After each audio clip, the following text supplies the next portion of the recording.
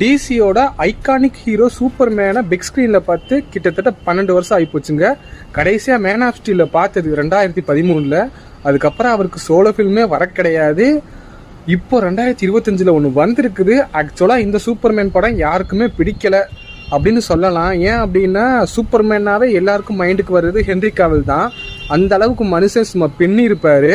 பட்டு பிளாக் ஆடத்தில் அவரை திருப்பி ரிட்டர்ன் கொண்டு வந்து கடைசியில் நாங்கள் முதல்ல இருந்து ஆரம்பிக்க போகிறோம் அப்படின்னு ஜேம்ஸ் கன் அனௌன்ஸ் பண்ணி அவரை அங்கேருந்து ஃபயர் பண்ணிட்டு புதுசாக ஒரு சூப்பர்மேனை கேஸ்ட் பண்ணதில் இருந்து இந்த சூப்பர்மேன் படத்துக்கு ஹேட்டட் அவ்வளோவா பரவிட்டு இருக்கு. ஏன்டா நாங்கள் சொன்னதை கேட்க மாட்டேன், அந்த மனுஷனை விட்டுட்டு வேற எவனையோ போட்டுட்டு இருக்கியடான்னு எல்லாம் கழுவி தான் ஊற்றிட்டு இருந்தாங்க. ஆனால் நேற்று வந்து ஃபைனல் ட்ரெய்லரை பார்க்குற வரையும் தாங்க அந்த ஹேட்ரேட்லாம். எனக்கு ட்ரெய்லர் சும்மா தரமாக இருந்துச்சு. என்னடா பண்ணி வச்சிருக்க ஜேம்ஸ் கன் மாதிரி தான் இருந்துச்சு. எனக்கு ஜேம்ஸ் கன் மேலே நம்பிக்கை இருக்குது. ஏன்னா மார்வெல்ல அவ்வளவா பரிச்சயம் இல்லாத கார்டியன்ஸ் கேலக்சியவே தரமாக கொடுத்தாரு மனுஷன். இந்த சூப்பர்மேனை சும்மா விட்டுருவாரா? அந்த மாதிரியே ட்ரெய்லர்ல ஏகப்பட்ட ஷார்ட்ஸ் இருந்துச்சு. வழக்கமா நாம பார்த்த சூப்பர்மேன் எப்படி இருப்பாருன்னா அவரோட ஃபுல் பொட்டன்சியலை அட்டைன் பண்ண சூப்பர்மேனா இருப்பாரு.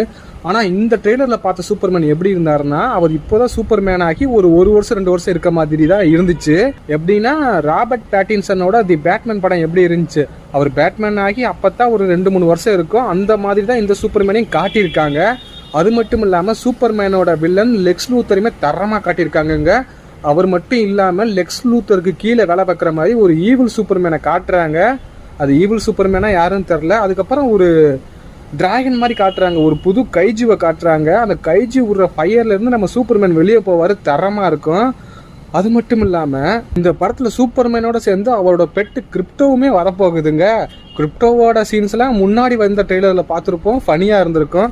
அது இருக்குது. அது மட்டும் இல்லாமல் கிரீன் லேண்டன் இருக்காரு, ஹார்கல் இருக்காங்க. ஏகப்பட்ட சம்பவம் பண்ணி வச்சிருக்காரு ஜேம்ஸ் கன்னு.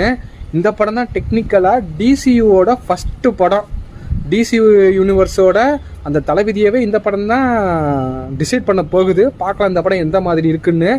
அடுத்த மாதம் 11ஆம் தேதி இந்த படம் வரப்போகுது. ஆனால் எனக்கு இப்போவே ஹைப் ஏறிடுச்சு. அதுக்காக தான் இந்த ட்ரெய்லரை விட்டாங்க. இந்த படத்து மேலே எனக்கு பெரிய நம்பிக்கை இருக்குங்க. பார்க்கலாம் இந்த படம் எப்படி இருக்குன்னு. உங்களுக்கு இந்த படத்துக்கு மேலே ஹைப் இருக்கா? படத்தை பற்றின உங்களோட கருத்து ஏதாவது கீழே கமெண்ட்டில் தெரிவிங்க, நானும் தெரிஞ்சுக்கிறேன்.